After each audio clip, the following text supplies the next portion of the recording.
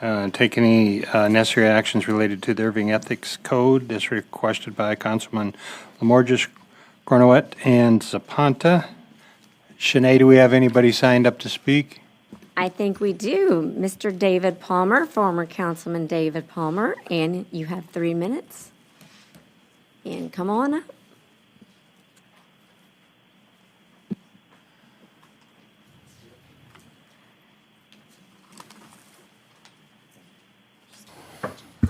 Good afternoon, everyone.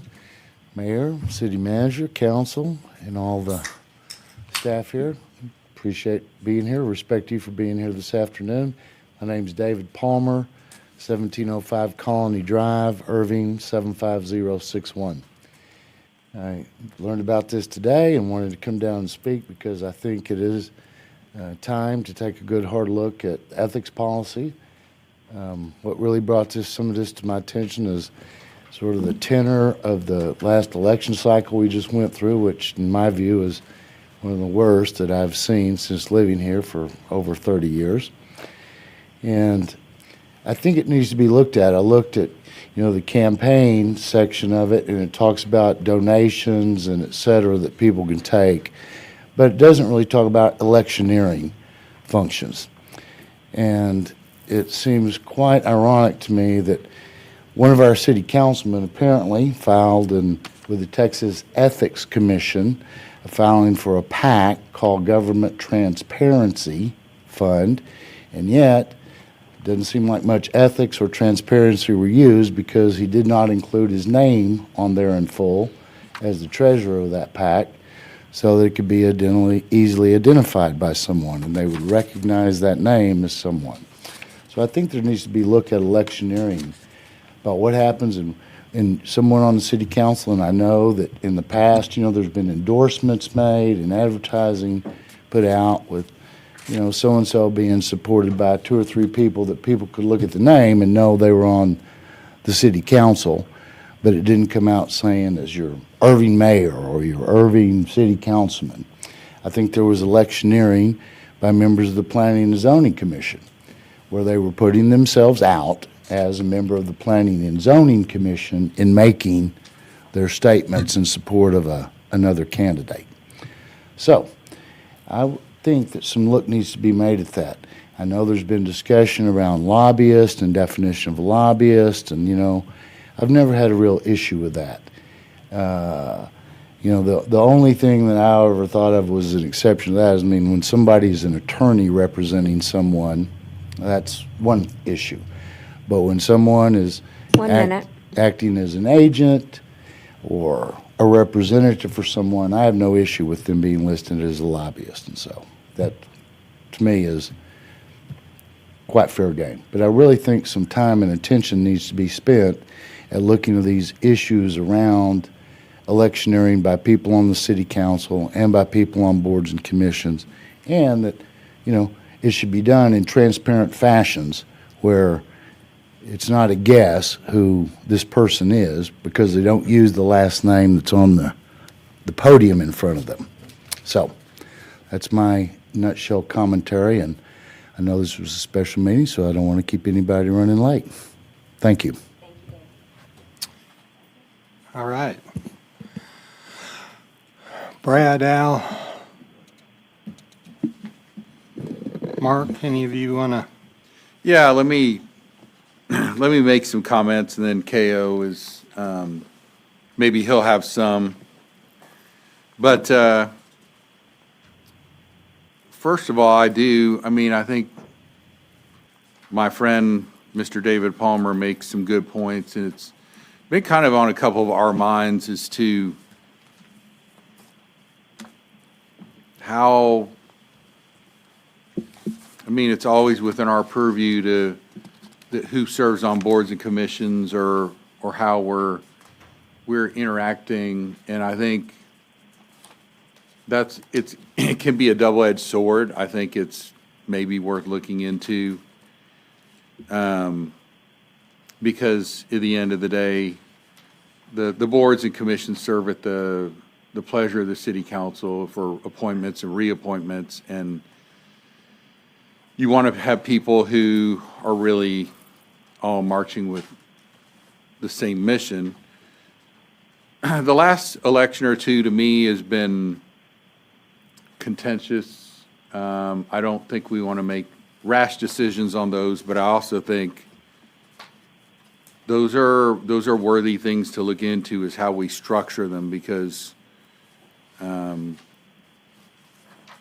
we've had more money spent, we've had more interest, and so I do think going beyond today, because this is an evolving document, and for the part of history, we never got exactly where we wanted to when we first started. It was very difficult to get 5 votes for anything of quite a variety of reasons. And so, but I agree. I really think we need to be thoughtful and think to the future as to what are some other things that we should be doing, what are some limitations.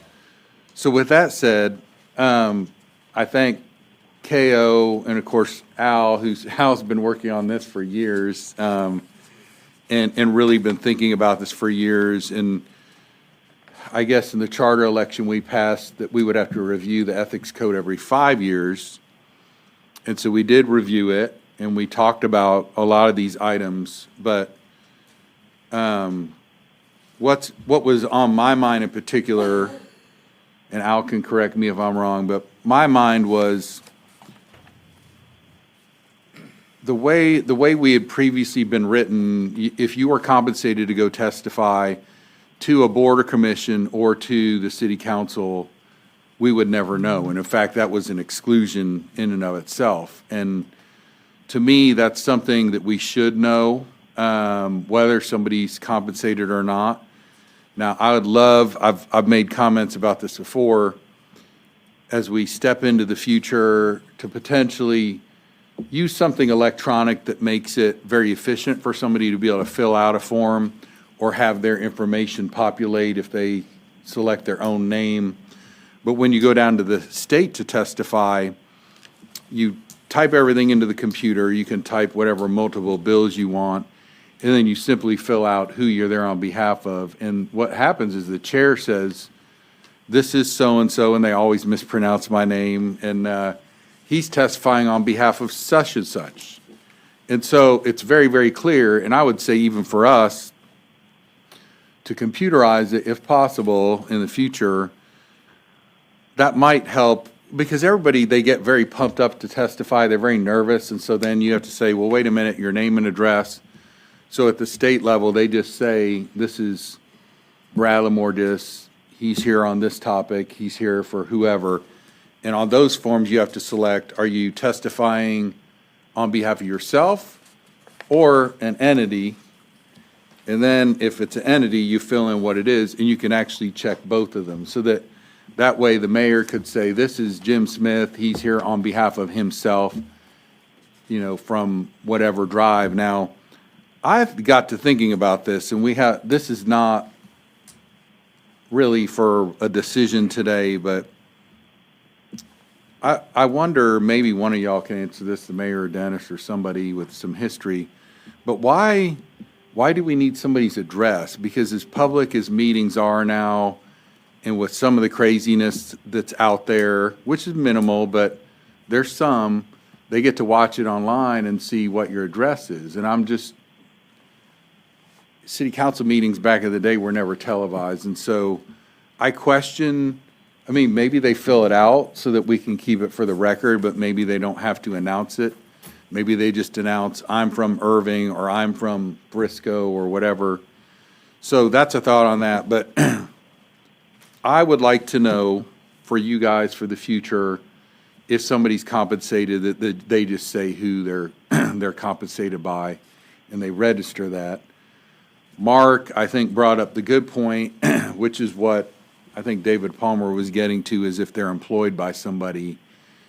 It's a question whether their compensation, so the edit is with regard to if you're compensated any amount or you're employed, that you would register. And then the bigger threshold item was that I just edited is if somebody engages in aggregate $500 worth of activity. So that to me is like, if somebody's pumping out, let's say, $1,500 in mailers to get people to come testify for or against something, that they would register to say they're engaging in that activity, so that the city council has more information about it, that, okay, who did this or not.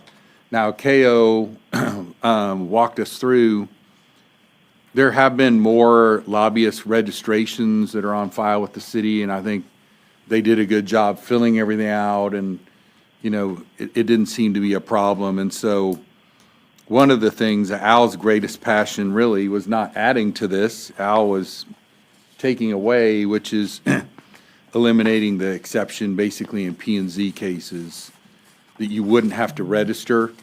And I think the argument has been, well, we know they're advocating for somebody, but, and I agree with that, but on the other hand, these registrations are required to be kept for 5 years, and it's sort of tracked by the city. To me, it's good to see who's being paid to advocate for certain items. And again, this is where I'd like, and I understand it might take time or it may not be efficient on cost, but to make it efficient for people who, particularly people who are regularly representing people, to be able to pre-populate information and then just check several cases and easily fill something out even on a computer. Now, KO, I think, wisely pointed out that we would be striking some of the exceptions to lobbying, because to me, I don't think there's a threshold that would matter, to me at least, if somebody's being paid to come and testify. I would just like to know it, period. But I like, this is one of the state models I do like, Chris, a lot, is that you kind of, when you fill out to testify, you're saying it's for me or it's for an entity or both. And so I really like the ease of that. And so thank you, KO. I mean, it's a lot of behind-the-scenes work that he does that really doesn't always get appreciated, but we had a sort of meeting to go over the red lines, and he had really thought it through and said, hey, these are the things I think we need to do, and being clear about what the objectives are. And so I really appreciate it.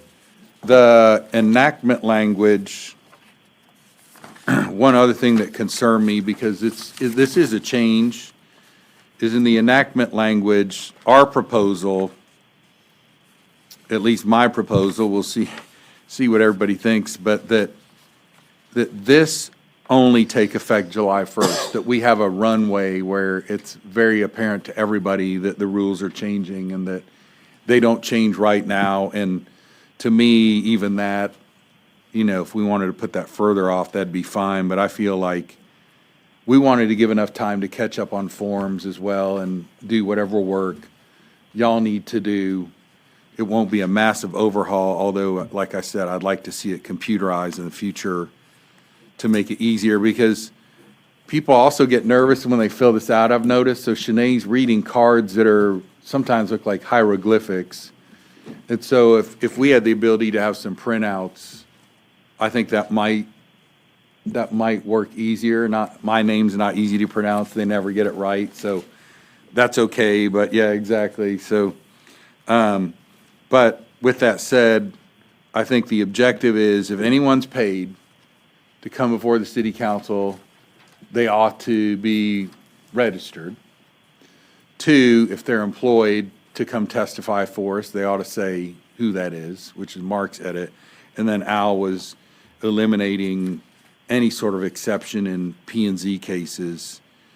And KO pointed out to me, we already had, if you do even written advocacy as a lobbyist, if you're paid, that it would also, so we've had cases where I know, I mean, they told me, a bunch of neighbors said, hey, they tried to pay me to come say they were in favor of this. Yep. And there'd be a lot of people in favor of that case. It's like, well, is that organic, or is that, like, that would matter to me. Or if we've had some opposition cases where neighborhoods like, we don't want it, like, I would like to know if someone were paid to testify against the zoning. And maybe they weren't, I'm not accusing anybody of anything, but I think the city council should know that. And with that, we decided, or I just threw out July 1st as maybe a good date where we have the rest of May, we have June, where people can be educated about it and we can let them know.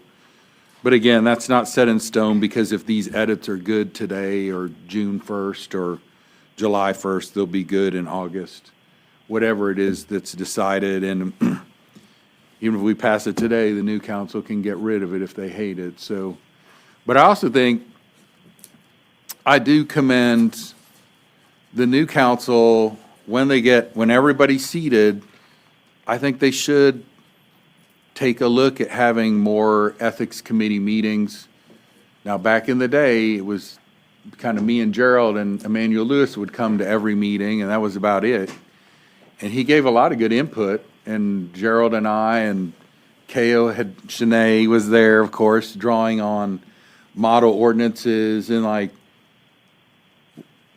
because of the balance at the time, we really, as Dennis always says, it's kind of without teeth anyway, and it is, that's true, but that would be worth looking at to see, is there any possibilities? Now, AI tells me in my great search of several AI engines that in looking at model ordinances, that there should not be anything in there in the future about, this is just AI, okay? But that you shouldn't limit political activity, because you can always appoint or reappoint board members as you see fit anyway. And so that was their suggestion, at least. But I think that would be good input. I think you see multiple people who are more interested in the ethics code, which I love, because we didn't get a whole lot of interest in the past on it. And it just, I think it's an important topic. But Al, I'm going to speak for Al, which is dangerous, but I'm going to just say for a second, I really appreciate all your work and effort, and you've thought it out, and you're wanting to do all these things for the right reasons, for government transparency. And he was really wanting to do this because Kyle had participated, I obviously participated, several of us, to make sure that this council kind of finishes our work. And so I thank you for that. And that's why I was willing to do this. And I see these more as small, needed changes for the sake of transparency.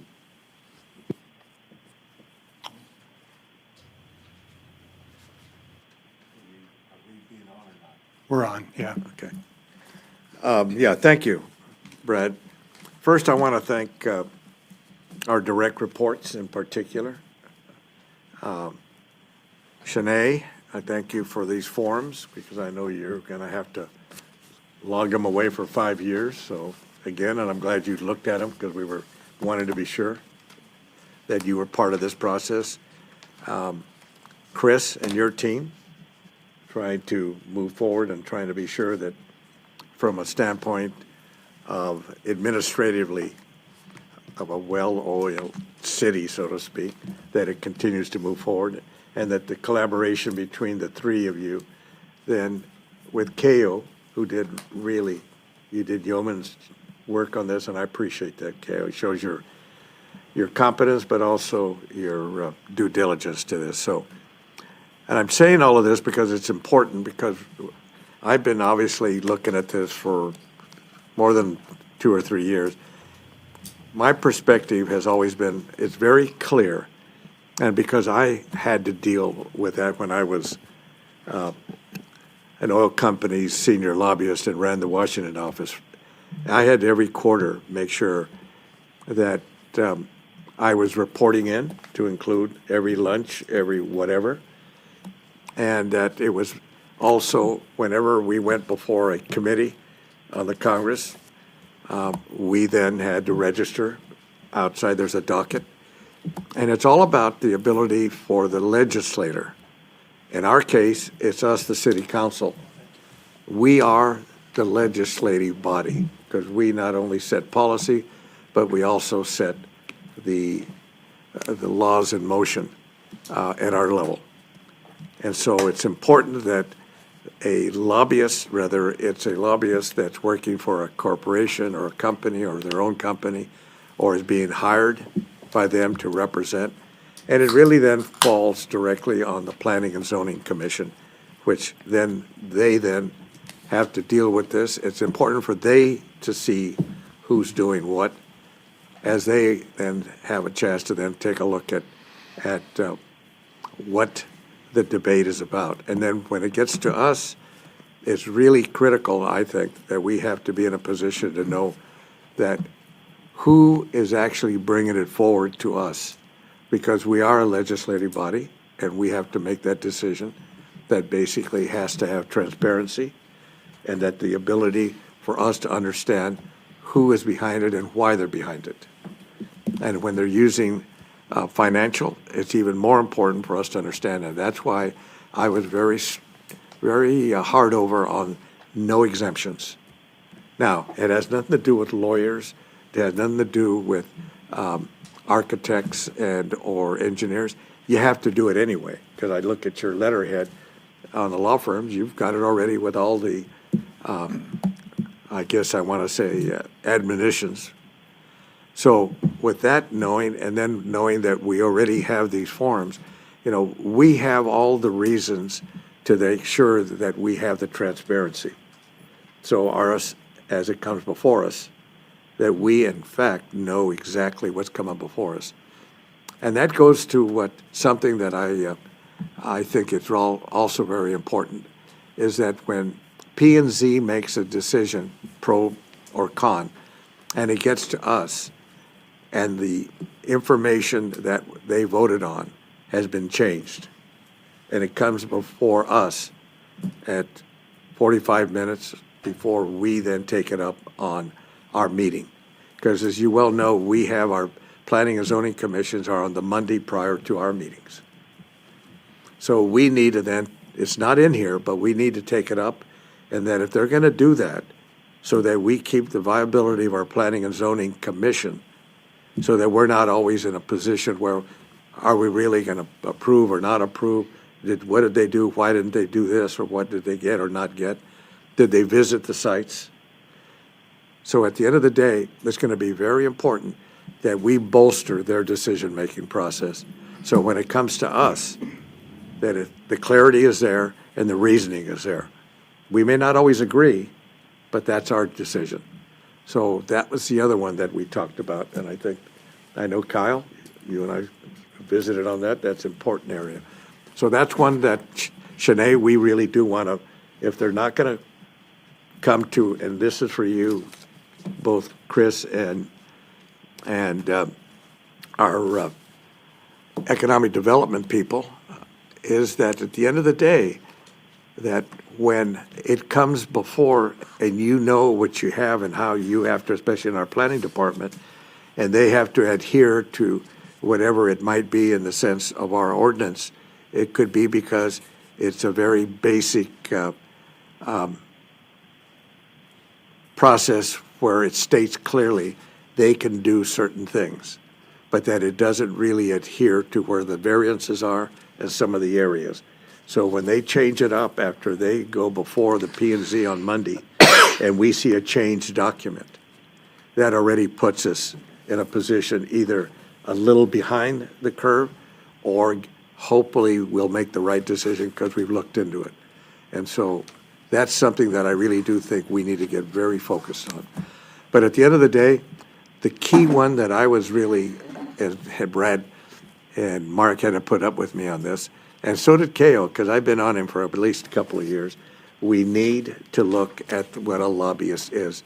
And that's why you're Mr. Definition. It'll be interesting to hear from you, Mark, because we've talked about this.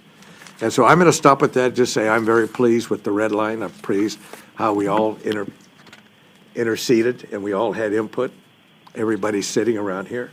And the rest of us now, The final thing, though, I want to say this. Thank you, Brad, because I wanted both you and Kyle, as respect to you two, that have been part of this city council, you twice, so that you look at how many years you sat on, as well as you for your 8.5 or 9 years, Kyle? 9. This was to be your document too, because you have to use the people that have been living with it.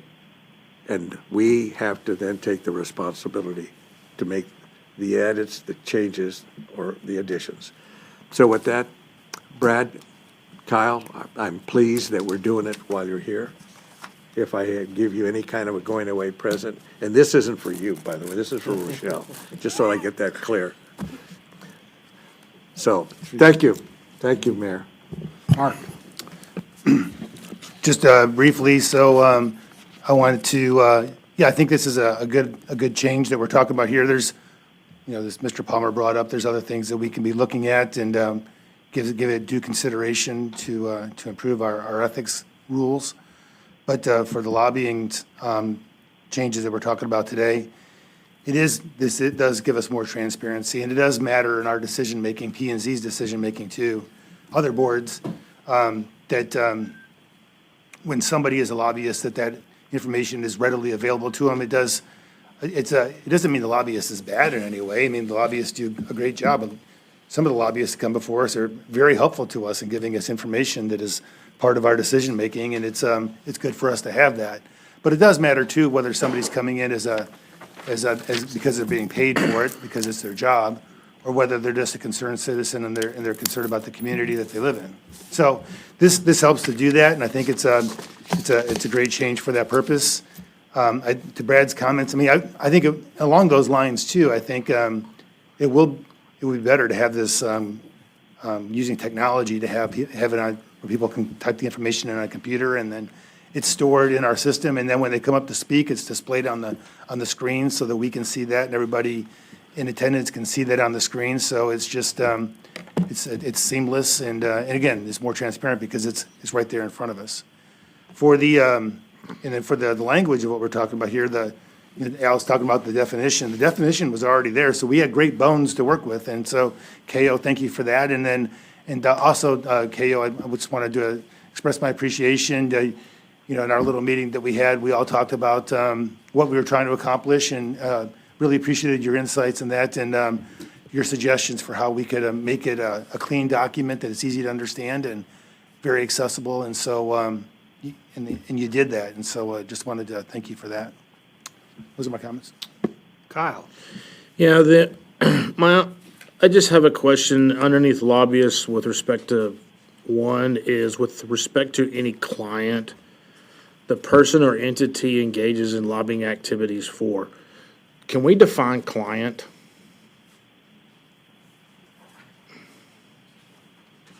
Because if there's an association or the reason I'm asking is because in my realm where I work, we use the word client for those folks that come to us for services. So if I am to come down or to talk about. Right, it wouldn't apply in that situation because the client isn't paying you. Typically, the client is someone that is paying you to do some type of task. So that should save you from that situation. And I'm probably the only ones who are going to ask that question. It's a good question. I was just, appreciate okay. it. Yep, no problem. Any other questions, comments, concerns? Okay. I would entertain a motion to. I'll move for approval of the new ethics code. I think there's a clean version, but so the new adopted clean version with the enactment date of July 1st. Second. Okay, we have a motion and a second. We don't have the voting machine, so what we need to do is raise your hands. All those in favor, please raise your hand. Any in opposition? It passes unanimously. There being no further business before us, Al, go ahead. Mayor, I want to thank my colleagues, the two that are leaving, and those of us that'll be serving together, because I've always wanted us, when we take on major pieces of quote, whether it's policy or in this case, an ethics policy, that we do it as a total unit. There may be people that will not agree, one or two or three of us, whatever it might be. But what we showed right now, I want to thank you, because it shows that we're understanding what our role is and that we're willing to work together. So thank you, Mayor, in particular, for letting us make this thing happen. Sometimes I think it works better, it's difficult for all of us to be on the same page. If we can put a subcommittee together, 2 or 3 people to meet with staff to work through the concerns and then bring them forward, it's a lot easier than all of us trying to get in the same room and come up with something. So I appreciate everybody's hard work on it, and I do think we probably need to look at some of the things that go on. I'm going to check with KO to see, when you're sworn in as an elected official, one of the things that you sign the form on is that you have not promised or received any, to give an appointment or something of that nature. Is that something that if later something is found out that, is that something we do, or is that something that the state requires? Those are all state forms, and, never been asked the question regarding enforcement, but we can take a look at that. I mean, generally, those complaints go to the Texas Ethics Commission. That's what I thought, but I Yeah. didn't know if it was something that, Yeah. It's just like this, that, most of this is, we do it because we're good people and we want to respect one another. Right. But there's really not a lot of teeth that it's just a matter of doing that. But I was thinking. Yeah, and there may since it be, was a there may state be also form. some penalties, correct, under the Texas, election code, and there may be even penal offenses, so penal code offenses if folks are, there's bribery statutes and kind of all those things that when you onboard, we kind of go over, but we'll take a look at that, Mayor. There are, because I know some people have been tried on those because they did accept compensation for In advocacy exchange, in yeah. office. So they're definitely penal code, because I saw a case on that one day. I was like, oh, that's interesting. There it is. Yep. Well, I just think sometimes we take some of these things for granted and we can get ourselves in trouble without even realizing we're getting ourselves. I'm not accusing anybody. I'm just saying that sometimes we think we have the ability to do certain things and we find out we really shouldn't have done them. So it probably wouldn't hurt to kind of look at those type of things. Al? Yeah, Brad, I'm glad you brought it up because it's important, and I really am looking for you, KO, to really help us with this, is that when we appoint, especially to a sovereign commission or committee like Planning and Zoning, like TIF, and of course our 2 independent organizations, that's a representation that we put on our behalf, and not only giving the power to them to then bring forward, whether it's a decision on a planning and a zoning case, but they're a representative, an official representative of the city of Irving. And so when they electioneer visually and take positions during campaigns, I really am not comfortable that we should have people doing that. And I'd like us to take a look at how we either do a sanctioning or we remove them. And that's pretty strident. The other side of it is that's important that maybe another way that we look at it, we just don't reappoint them. We don't have to reappoint them every couple of years. So I really want us to take a look at how we look at those appointments, but more specifically on these sovereign boards, because those are direct governmental powers that we lay on these individuals when we appoint them. So, thank you, Mayor. Yeah. And Al, I think that's the point I was trying to get to is realistically, they need to know. So that's maybe something that, I don't think people do things just because, for the spite. I think they do it because they believe or they have passion in what they're fighting for, what they believe in, or who they support, and things of that nature. But I think that's what I wanted to kind of get a feeling if there's some part of our education as we bring people on, that they're aware of those type of situations. Kale. All right. Having no other business, we'll stand adjourned.